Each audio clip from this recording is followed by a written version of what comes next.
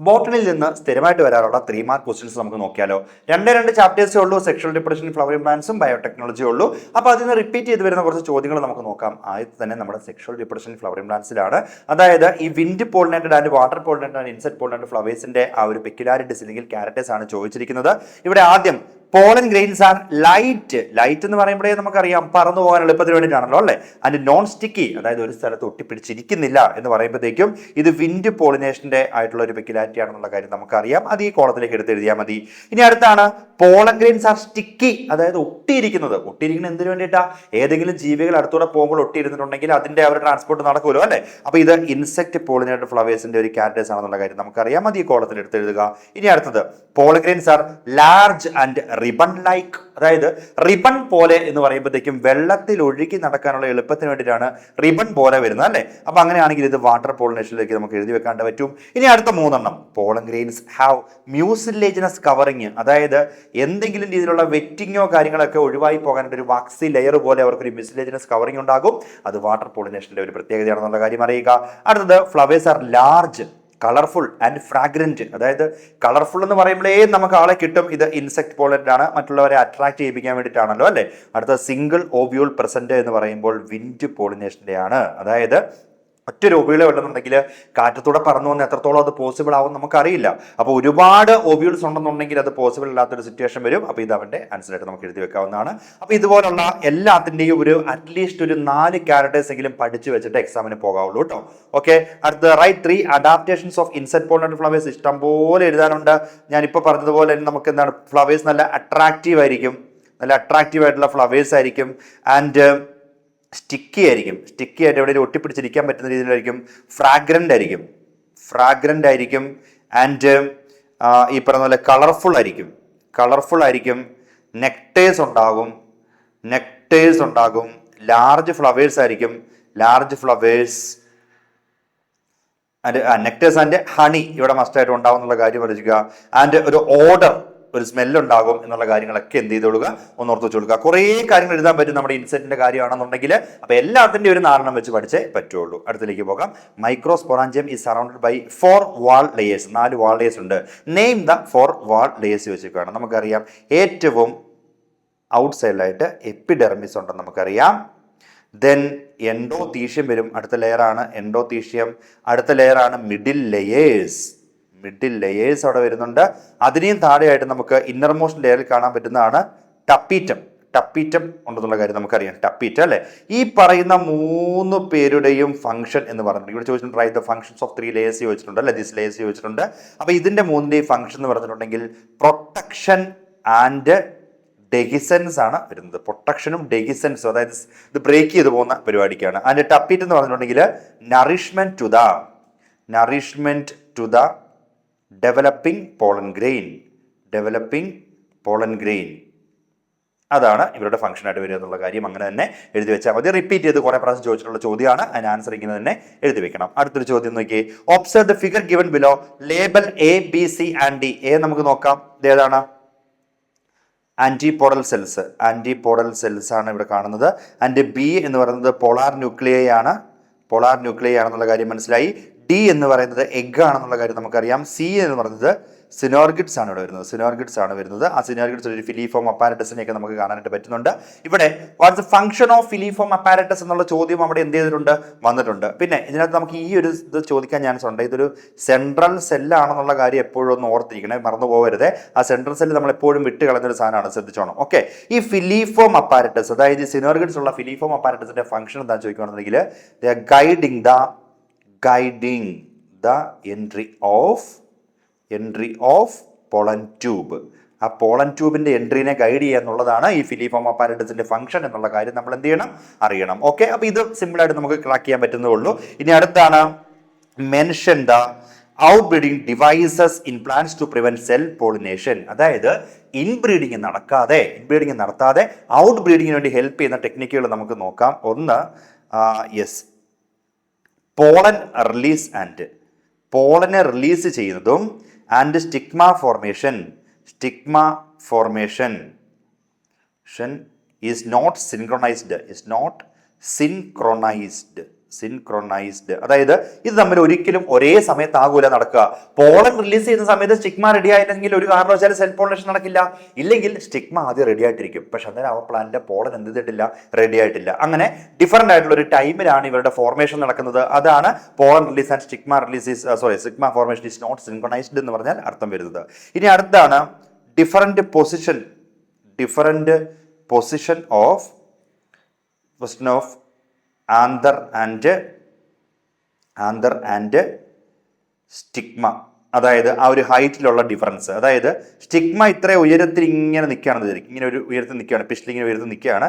ഈ താഴെയാണ് ഈ പറയുന്ന ആന്തറും കാര്യങ്ങളൊക്കെ വരിക എന്നുണ്ടെന്നുണ്ടെങ്കിൽ ഇതിന്ന് പോളഗ്രൈൻസ് എല്ലാം നേരെ താഴേക്ക് ഇങ്ങനെയാണ് വീഴാൻ പോകുന്നത്. ഒരിക്കലും അത് മുകളിലേക്ക് റീച്ച് ആവുന്നില്ല. അങ്ങനെ ഒരു പൊസിഷൻ നമുക്ക് മാറ്റി വയ്ക്കാനായിട്ട് പറ്റും. ഇനി അടുത്ത വരുന്ന ഏറ്റവും ഇമ്പോർട്ടൻ്റ് ആയിട്ടുള്ള സംഭവമാണ് സെൽഫ്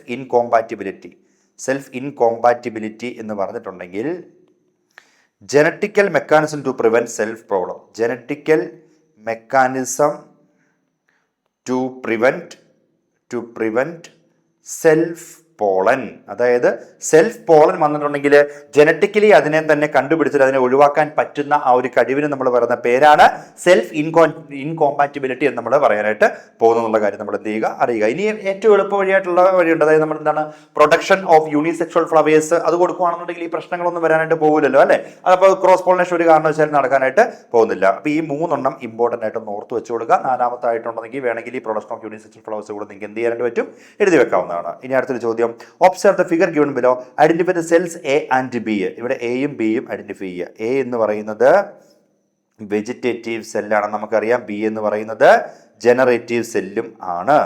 ഈ വെജിറ്റേറ്റീവ് സെല്ലിന്റെ ആ ഒരു സൈറ്റോപ്ലാസ്റ്റിനുള്ളിൽ കിടക്കുന്ന പോലെയാണ് ജനറേറ്റീവ് സെല്ല് നമുക്ക് കാണാനായിട്ട് പറ്റുന്നത്. Right any 2 peculiarities of A. എന്റെ എന്തെങ്കിലും 2 പെക്യുലാരിറ്റീസ് എഴുതുക. ഒന്ന്, ഇത് ലാർജ് സെല്ലായിരിക്കും ആൻഡ് ഇത് ഇറഗുലർ ഷേപ്ഡ് ന്യൂക്ലിയസ് നമുക്കിവിടെ കാണാനായിട്ട് പറ്റും. Irregular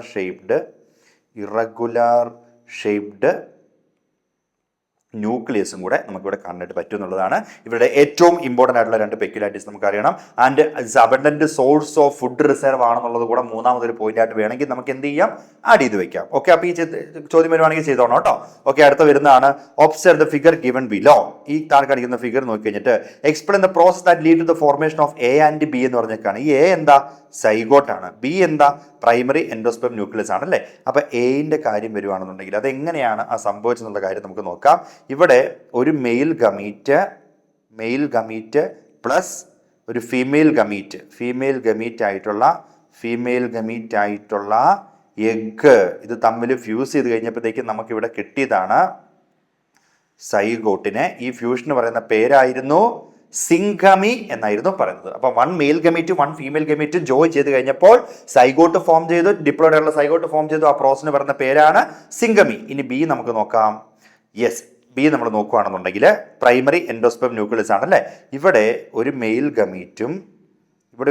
gamete plus 2 polar nuclei, 2 polar ന്യൂക്ലിയയും കൂടെ ജോയിൻ ചെയ്ത് കഴിഞ്ഞപ്പോൾ നമുക്കിവിടെ കിട്ടിയതാണ് പ്രൈമറി എൻഡോസ്പെം ന്യൂക്ലിയസ്. ഒരു ട്രിപ്ലോയിഡ് കണ്ടീഷനുള്ള പ്രൈമറി എൻഡോസ്പെം ന്യൂക്ലിയസ് കിട്ടി. ഇതിന് പറയുന്ന പേരായിരുന്നു ട്രിപ്പിൾ ഫ്യൂഷൻ എന്നായിരുന്നു ഇത് നമ്മൾ പറയുന്ന പേരെന്നുള്ള കാര്യം അറിയുക. ഇതിന് 2നും കൂടെ കൂടിയിട്ടാണ് എന്ത് നമ്മൾ പറഞ്ഞത്, ഡബിൾ ഫെർട്ടിലൈസേഷൻ എന്ന് പറയുന്നുള്ള കാര്യം കൂടെ ആ കൂടെ ഒന്ന് ഓർത്ത് വെച്ചോളുക. ഇനി ലേബൽ പാർട്ട് സി എന്ന് പറഞ്ഞേക്കാണ്. ഇത് ഏതാണ് ഈ ലേബൽ പാർട്ട് സി? പെട്ടെന്ന് നമ്മൾ ഓർക്ക് സെൻട്രൽ സെല്ലാണോന്ന്, ഒരിക്കലും അല്ല. ഇത് പ്രൈമറി എൻഡോസ്പേം സെല്ലാണിത്. PEC, പ്രൈമറി എൻഡോസ്പേം സെല്ലാണ് ഈ കാണുന്നുള്ള കാര്യം അറിയുക. അതായത് അതിനി നോമോർ, അത് ഈ പറഞ്ഞ നമ്മുടെ ഈ സെൻട്രൽ സെല്ല അത് കൺവേർട്ടഡ് ടു പ്രൈമറി എൻഡോസ്പെം സെല്ലായിട്ട് മാറി. അതാണ് ഈ സി എന്നുള്ള കാര്യം ഒന്ന് ഓർത്ത് വെച്ചോളുക. ഓക്കെ, ദെൻ അങ്ങനെയാണെങ്കിൽ അടുത്ത ചോദ്യത്തിലേക്ക് നമുക്ക് നേരെ പോയേക്കാം. ഇത് നമ്മുടെ നേരെ ഇതിലേക്ക് കടന്നു, നമ്മുടെ ബയോടെക്നോളജിയിലേക്ക് കടന്നിട്ടുണ്ട്. Given below is the palindromic nucleated sequence in DNA where EcoR1 enzyme cut DNA. അതായത് EcoR1 കട്ട് ചെയ്യുന്ന ആ ഒരു കറക്റ്റ് ഇതാണ് പറഞ്ഞേക്കുന്നത്. ഡിഫൈൻ പാലിൻഡ്രോണോമിക് DNA എന്ന് പറഞ്ഞേക്കാണ്. അതായത് complementary strand must read the same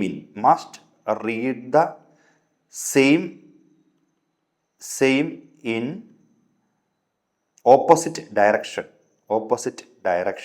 അതായത് അങ്ങോട്ട് വായിച്ചാലും ഇങ്ങോട്ട് വായിച്ചാലും ഒരുപോലെ ഇരിക്കുന്നത് കൊണ്ടോ. GAATTC, ഇങ്ങോട്ട് വായിച്ചാലും GAATTC. നമ്മൾ ഈ മാഡം എന്നൊക്കെ എഴുതുന്ന പോലെ, മാഡം എന്ന് എഴുതുമ്പോൾ ഇങ്ങോട്ട് വായിച്ചാലും മാഡമാണ്, ഇങ്ങോട്ട് വായിച്ചാലും മാഡമാണല്ലോ. മാഡം, മലയാളം അങ്ങനെയൊക്കെ വായിക്കുന്നത് നമുക്ക് അറിയാവുന്ന കാര്യമാണല്ലോ അല്ലെ. ഡാഡ് എന്നൊക്കെ പറഞ്ഞിട്ടുണ്ടെങ്കിൽ അങ്ങനെയാണ് വരിക എന്നുള്ള കാര്യം നമുക്കറിയാം.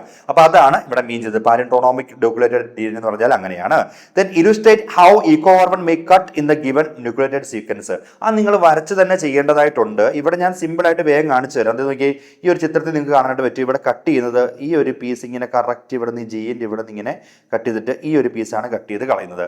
ഇവിടെയാണെന്നുണ്ടെങ്കിൽ ഇതേ ഇങ്ങനെ കട്ട് ചെയ്തിട്ട് ഈ ഒരു പീസും, അതായത് ഈ ഒരു പീസും ഇതിങ്ങനെ കട്ട് ചെയ്ത് പോകും. അപ്പോൾ ഇവിടെ ഞാൻ ഈ ഇൻറ്റു ഇട്ട് വെച്ചേക്കുന്ന ഈ 2 പീസുകൾ കട്ട് ചെയ്ത് പോയതാണ്.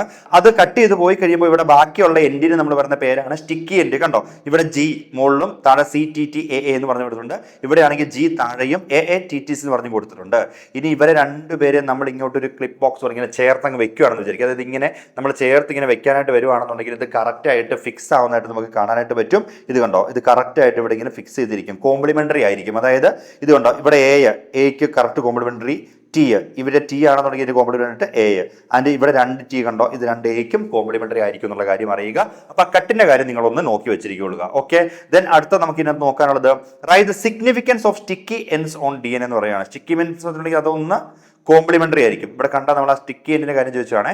ഇത് കോംപ്ലിമെൻ്ററി ടു ഈച്ച് അതർ ആയിരിക്കും എന്നുള്ള കാര്യം നമ്മൾ അറിയുക. And hydrogen bond easily forming, അത് ഈസി ആയിട്ട് ഫോം ചെയ്യും എന്നുള്ള കാര്യം കൂടെ നമ്മളൊന്ന് ഓർത്താൽ മതി. ഈ ഒരു പോയിന്റുകളൊക്കെ ഒന്ന് നോട്ട് ചെയ്ത് വെച്ചിട്ടുണ്ടെങ്കിൽ അതിന്റെ ഫുൾ മാർക്ക് നിങ്ങൾക്ക് കിട്ടും. Okay, then Eco R1 is isolated from Escherichia coli RY13. Explain the naming procedure of Eco R1 ചോദിക്കുകയാണ് അല്ലേ. അപ്പം Escherichia coli നമുക്കിങ്ങനെ എഴുതി വെച്ചേക്കാം. Escherichia coli നോക്കുവാണെങ്കിൽ കൊളൈ RY13 എന്നുള്ളതാണ് ഇവരുടെ ആ ഒരു എൻസൈമിന്റെ പേര്, മൊത്തത്തിലുള്ള പേരല്ലേ. നമ്മളിവിടെ ആദ്യം നമ്മൾ നേരെ ജീനസ് നെയിമിന്റെ ഫസ്റ്റ് ലെറ്റർ എടുക്കുവാണ്, ഇ എടുത്തു. സ്പീഷ്യസ് നെയിമിന്റെ 2 ലെറ്റർ എടുക്കുവാണ്. അപ്പൊ ഇതിന്റെ ഫസ്റ്റ് ലെറ്റർ എടുത്തു, ഇതിന്റെ 2 ലെറ്റർ എടുത്തു, ഇ കോ ആയി. ദെൻ ഏത് സ്ട്രെയിൻ ആണെന്ന് അറിയാനായിട്ട് നമ്മളിവിടെ നേരെ RY13 6 നമ്മൾ ഇവിടേക്ക് എടുത്തു. ഇനി എത്രാമത്തെ എൻസൈം ആണ് ഇതിന് ഐസൊലേറ്റ് ചെയ്തെടുത്തെന്ന് അറിയാനായിട്ട് ഈ പറയുന്ന റോമൻ ലെറ്റർ 1, ഇത് 1ാമത്തെ ആയിരുന്നു. അതുകൊണ്ട് ഇങ്ങനെ നമ്മൾ എടുക്കുന്നതായിട്ട് കാണാനായിട്ട് പറ്റി. ഓക്കെ, അപ്പൊ ഇതാണ് ഇതിന്റെ നെയിമിംഗ് പ്രൊസീജിയർ എന്നുള്ള കാര്യം നമ്മൾ എന്ത് ചെയ്യുക, ഒന്ന് മനസ്സിലാക്കി വെച്ചോളുക. അത്രേ ഉള്ളൂ, സിമ്പിൾ ആയിട്ടുള്ള കാര്യമാണ്. ജീനസ് നെയിമിന്റെ ഫസ്റ്റ് ലെറ്റർ, സ്പീഷ്യസ് നെയിമിന്റെ 2 ലെറ്റേഴ്സ്, ആൻഡ് ഏത് സ്ട്രെയിൻ ആണെന്നുള്ള അറിയാനായിട്ട് അടുത്ത ലെറ്റർ, പിന്നെ എത്രാമത്തെ എൻസൈം ആണെന്ന് അറിയാനായിട്ട് നമ്മളവിടെ റോമൻ ലെറ്റർ 1 നമ്മളവിടെ എന്ത് ചെയ്തു, റെപ്രസെന്റ് ചെയ്തു. ഓക്കെ, ആ നെയിമിംഗ് മെസ്സേജ് കറക്റ്റ് ആയിട്ട് നിങ്ങൾ എഴുതി വെക്കണം. ഞാനിവിടെ വേഗം പറഞ്ഞെന്നുള്ളതേ ഉള്ളൂ. ഓക്കെ, ഇനി നമുക്ക് ഒരു ചോദ്യം കൂടെ നമുക്ക് ഇതിനകത്ത് നിന്ന് വരുന്നുള്ളൂ. അതാണ് നമ്മുടെ ജെൽ ഇലക്ട്രോഫോറസിന്റെ ചിത്രം കൊടുത്തിട്ടുണ്ട് അല്ലേ. അപ്പോൾ ഇത് കണ്ടാലേ നമുക്ക് മനസ്സിലാവും. ഇവിടെ ഈ ജനറ്റിക് മെറ്റീരിയൽ ഒക്കെ DNA ലോഡ് ചെയ്ത് കഴിഞ്ഞിട്ട് ഇവിടെ ആനോഡും കാതോഡും കൊടുത്തു കഴിയുമ്പോഴത്തേക്കും ഇത് ഇവിടെ നിന്ന് ഇങ്ങോട്ട് മൂവ് ചെയ്യാൻ തുടങ്ങുന്നതും ആ സൈസ് അനുസരിച്ച് മൂവ് ചെയ്യുമ്പോഴത്തേക്കും നമുക്ക് ആവശ്യമുള്ള സാധനങ്ങളെ എടുക്കാനായിട്ട് പറ്റുന്നൊക്കെ നമ്മൾ കണ്ടിട്ടുണ്ടല്ലേ. അപ്പോൾ ഇത് gel electrophoresis, agarose gel electrophoresis ആണ് ഈ പ്രോസസ് എന്നുള്ള കാര്യം അറിയുക. Then what's purpose of this technique in RDNA technology എന്ന് വെച്ചിട്ടുണ്ടെങ്കിൽ സെപ്പറേഷൻ ഓഫ് DNA ഫ്രാഗ്മെന്റ്സുകളെ സെപ്പറേറ്റ് ചെയ്യുക എന്നുള്ളതാണ് ഇവരുടെ മേജർ ഫംഗ്ഷൻ എന്നുള്ള കാര്യം അറിയുക. Name the stain used in this technique under the UV light. നമ്മൾ UV ലൈറ്റ് ഇതിനെ കാണാനായിട്ട് പറ്റുള്ളൂ. ഇവിടെ യൂസ് ചെയ്യുന്ന സ്റ്റെയിൻ്റെ പേരാണ് എത്തിഡിയം ബ്രൊമൈഡ് ആണെന്നുള്ള കാര്യം എന്ത് ചെയ്തോളുക, മനസ്സിലാക്കിക്കൊള്ളുക. അപ്പോൾ ഇത്രയുമാണ് നമുക്ക് ഈ പറയുന്ന ബോട്ടണിന്റെ 3 മാർക്സ് ക്വസ്റ്റ്യനിൽ സ്ഥിരമായിട്ട് ചോദിച്ച് കാണാറുള്ളത്. അപ്പോൾ ഇതുപോലുള്ള മോർ വീഡിയോസിനൊക്കെ വേണ്ടിയിട്ട് ചാനൽ സബ്സ്ക്രൈബ് ചെയ്യുക.